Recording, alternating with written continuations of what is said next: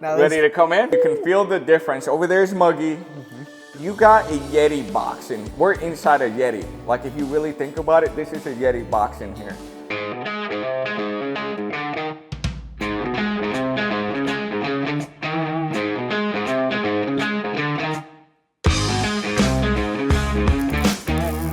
We're out in Avenger, Texas to check out this 40'x60 blacked out metal building.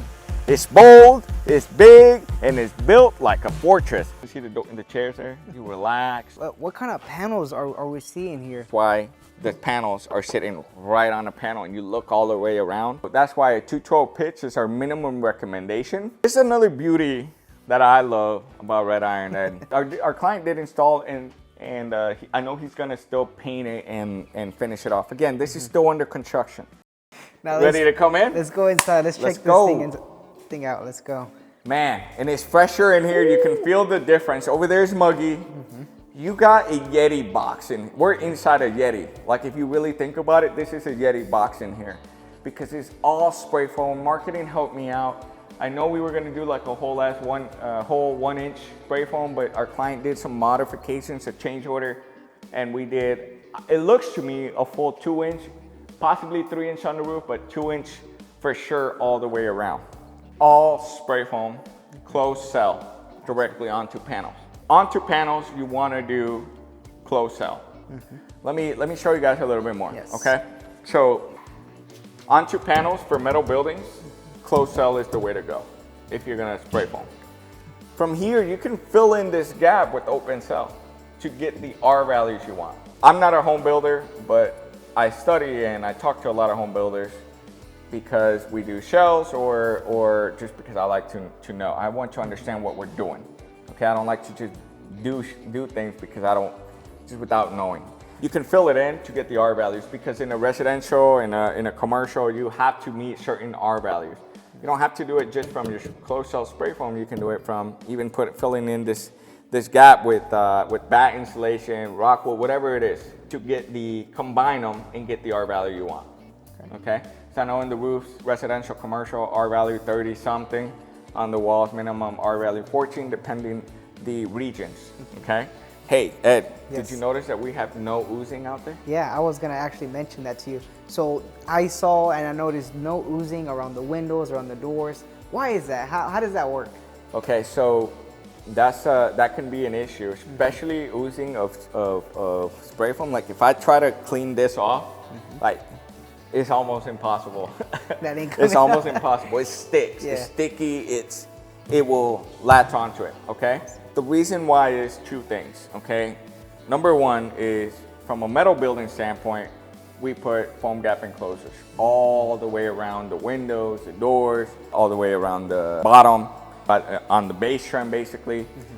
The panels already have ribs, and those are crevices where when we're applying the spray foam, it's expanding and it can ooze out, okay? So the foam gap enclosures, that's the value of them. And especially when we're gonna spray foam, if you ask for spray foam, we're also gonna give you the price for foam gap enclosures.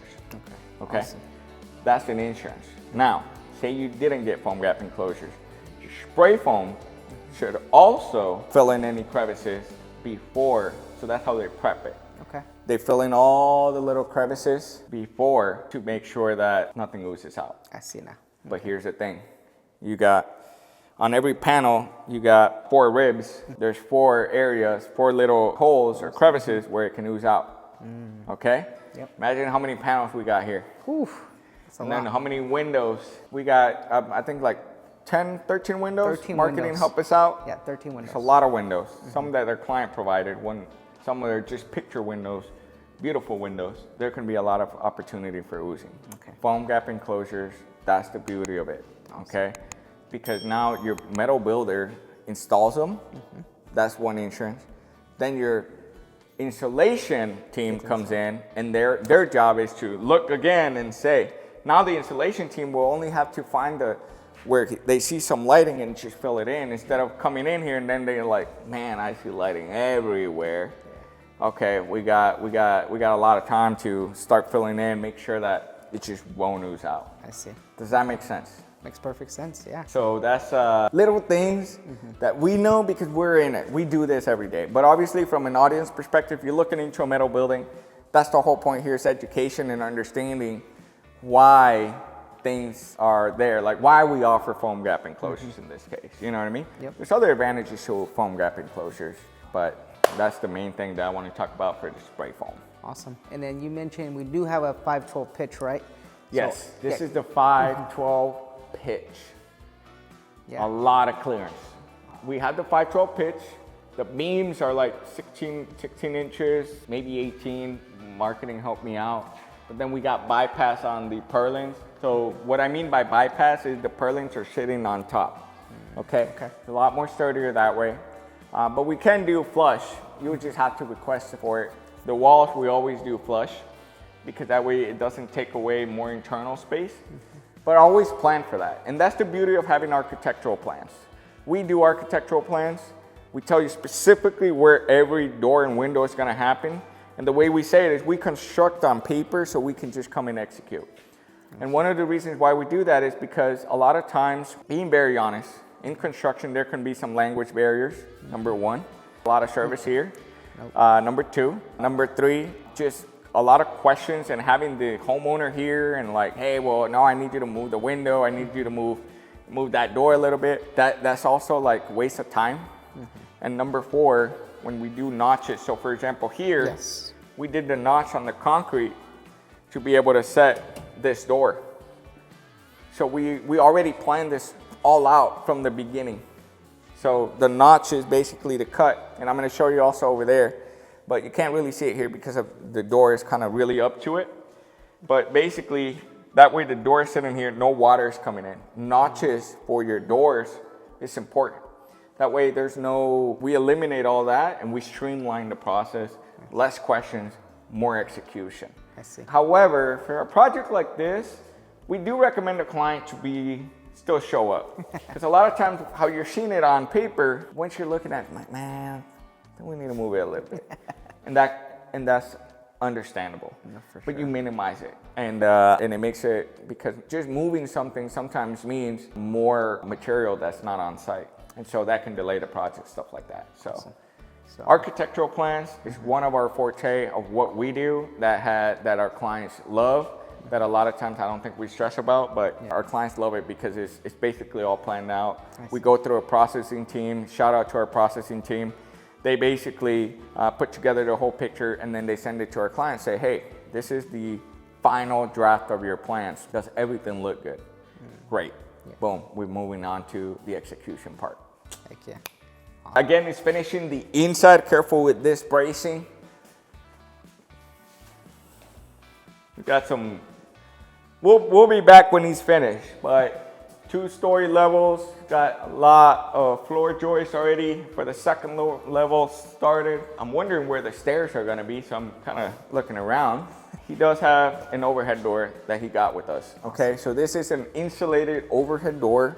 This is, I believe, the R6.8, which is an insulated door. If you are insulating your building, get an insulated door. I highly, highly recommend it because or else there's no point in it. Well, I mean, there is a point. If it's just like a little workshop and you just insulate it just to keep it cool when you're there, I mean, it just depends. But an insulated door is definitely gonna keep it even more cooler. You're gonna, work your HVAC system less harder. Awesome. Okay? So this is our insulated door. And another thing here is we get the high tracks. This is really cool. Yeah. Let me show you. Like Ernesto would say, let there be light. So it's going up, okay? I see. Okay. And this is actually really important, especially because that's the disadvantage of overhead doors, in my opinion, is the standard tracks go straight back, like a 90 degree, okay? Straight back. So it's gonna take a lot of clearance, especially if you have doors that are on the walls, on the side walls, they're gonna take up space in the inside. We are having a guide coming out about car lifts, okay? So car lifts are pretty tall. You gotta plan for those overhead doors. I see. Especially if you also have like overhead doors that go this way and then overhead doors that are coming on the other side. they can clash. I know we had one client that got their own doors, and he had a little bit of a challenge there because they were going to clash, and he had to limit how much it opened for him. So just something to keep in mind of overhead doors. That's the disadvantage, but you can solve it with follow the roofline pitch tracks or high tracks like this. Awesome. Now this door, we could have also supported it off of the floor joists of the second levels here, but also this is just really cool. Just awesome. Going straight up. Awesome. Now talk to us a little bit about the notch detail here, right here. Of course, man. This is all planned out. You can see here, so this is what I'm loving about here, okay? Obviously our notch detail, we plan it out based on the size of our purlins or size of our door jambs. We got it all cut out and nice. The door lands here, no water is gonna come in. And also, there was another debate the other day, someone left a comment, oh, well, the ramp, you should do a ramp. It's because you have about 1.5 inches of a rise here. But the problem with the ramp that I started to really just notice is that, because again, it's very windy here in Texas. With the ramp, it still finds a way to get, like, just flow in, like dust and all that. And you can tell here, right here, look. Like, it's just holding it here. So that's the beauty of this notch detail, is that it just won't allow any dust or anything to come in, because the notch or the ledge actually blocks it from going up.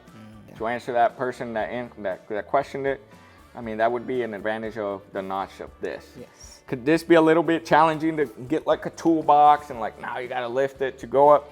Yeah. How often are you gonna do that than having to be sweeping all the time inside your building? What do you think, Ed? No, I think the notch detail just adds a different, different perspective to it for sure now. So I know this door, and now that I'm gonna close it. Talk to us about the door right here. Was this was painted, not painted, right? So it comes like this, right? That's correct. We have several color options. This is our residential short panel door. So short means that the little squares are like short, residential. We got some long panels. We got a bunch of options for the design. As far as colors, I think we have like 6 standard colors that we offer. Black is one of them. Just remember, these colors for our overhead doors are not gonna match the panels, okay? And that's just because they're made from a different manufacturer, a different paint system. Now, something you can do, and I've seen it done and it's beautiful too, is you can get a sample of our panel, go to like Sherwin-Williams or go to Home Depot, say I want as much, and then you paint it. I see. Okay. It's not gonna match because the material you're painting onto is not gonna be exactly the same, but it's gonna be really close. Gotcha. Remember the project we went to in Flower Mound? Yes. Our client painted, well, we painted it for them. Got a white door. We painted it to match as closely to the trim, and even their steel walk-in door. Awesome. You see how we got the special trim on the top? Again, we got the U trim that we do to cover our frame. It's starting to become more common. When I first started doing U trim, I was like, hey, look, we do this because I was seeing a lot of projects without a U trim here that covers the door jamb frame, okay? And so this is the system that we now do in tubular buildings, which is completely different than most competitors. Because actually I would say 99% of tubular buildings don't do this system. Wow. So our ability to just learn from different builders has allowed us to transfer some of the knowledge from one to the other, because there's pros and cons to those two different industries. They're almost in the same bubble industry, but they're still different. They don't really talk to each other. The tubular builders and the red iron. And the red irons. Our ability to do both has allowed us to understand different techniques and start sharing those techniques within both worlds, which is very interesting. But our tubular, we started doing this system. Awesome. And there's an advantage to it compared to what the tubular really does, because all they do is really put like an L trim, like this, boom, boom, boom, all the way around. The problem with an L trim is that it's really not it's not flashing your water, because it's just like this. So the water lands here. If you don't have a notch detail, you have water coming in. So it's super common. Follow Facebook group pages that are like owners of metal buildings, owners of metal building Facebook pages. You'll see the good stuff, you'll see the bad stuff. I mean, it's just the truth. And it's out there. Yep. Again, awesome. Nice caulking, nice the trim system.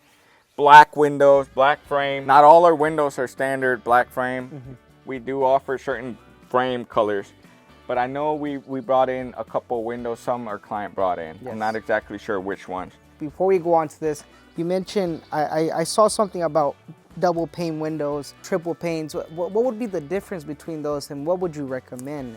Yes, single pane windows are basically one single pane. They're not insulated.